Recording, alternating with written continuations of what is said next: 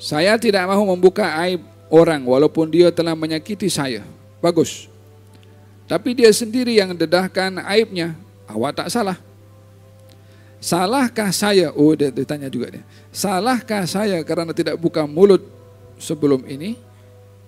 Kalau awak buka mulut, awak yang salah sebab buka aib orang.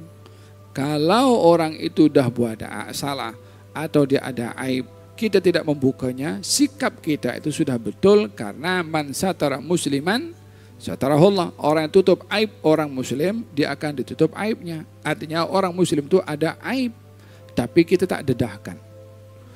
Tapi kalau dia sendiri yang dedahkan dia punya aib, adakah kita salah? Tidak. Kalau kita merasa bersalah, kenapa bukan saya yang cakap dan dedahkan? Kalau awak dedahkan, awak yang salah dulu sebelum dia. Tidak boleh membuka aib orang kecuali dalam keadaan-keadaan tertentu. Seperti di mahkamah. Hakim tanya, macam mana si fulan itu? Hakim tak boleh buka aib orang, hakim. Macam mana hakim nak hukum kalau tahu? Di mahkamah boleh. Tapi tujuannya bukan mengaibkan, bukan membuka aib, tetapi untuk memberi bukti kepada hakim supaya hakim mengambil hukum dengan dasar bukti yang jelas. Atau membuka aib orang litahdzir, untuk mengingatkan orang lain supaya tak terperangkap dengan orang ini. Orang ini penipu. Orang ini kalau hutang tak pernah bayar. Kemudian orang tanya kepada kita, kau kenal si fulan tuh? Kenapa? Dia nak berhutang kepada aku. Aku boleh kasih atau tidak? Kalau kita tahu si fulan tuh memang tukar cara hutang dan tak bayar hutang, kita akan beritahu. Jangan. Dia adalah suka berhutang kepada fulan bin fulan. Dia tahulah dia ada hutang fulan kepada fulan. Tak perlu pun bagi tahu orang-orang yang telah dia lakukan hutang itu tak dibayar kepada dia, tapi dia sudah yakin kalau fulan ini sudah sekian ramai berhutang kepada orang tapi tidak bayar dan sengaja tidak mau bayar.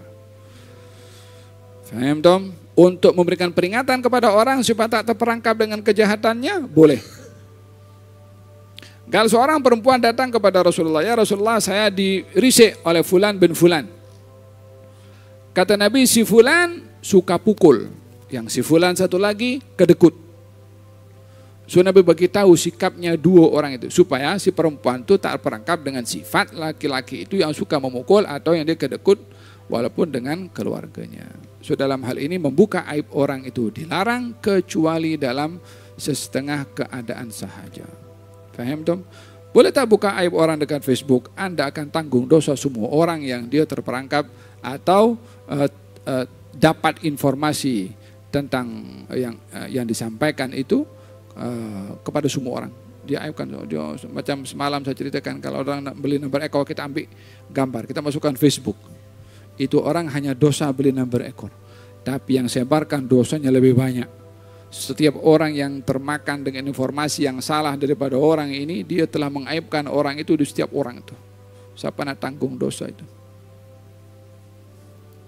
Saya nak pergi orang itulah, saya minta maaf kepada orang itu. Iya, dosa awak dengan orang itu, kalau orang itu memaafkan, okelah. Ayo habis dosa awak kepada orang-orang yang termakan fitnah dengan awak itu, siapa nak minta maaf macam mana? Nak bagi tahu, semua orang terima SMS daripada saya itu, saya mohon maaf ya. Iya, kalau yang semua dapat informasi, dengar awak punya permintaan maaf. Kalau tak dengar, musibah ini handphone ini ya. Bukan handphonenya, orangnya.